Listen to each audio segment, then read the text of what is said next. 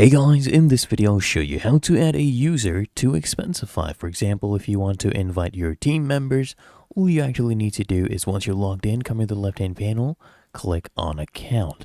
And from here you'll see all of these options. Click here on security and scroll all the way down and you'll actually see Copilot Delegated Access, where you can add users to delegate access to. You can set two levels, there's full and limited. So just click on add Copilot. And now you can enter their name, email, or phone number. I'll enter an email address. Just click on it.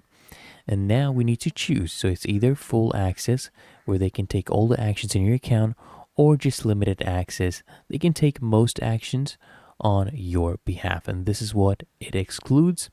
So I'll click here on limited.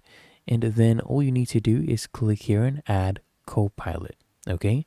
Now we need to enter the code that will be sent to our email.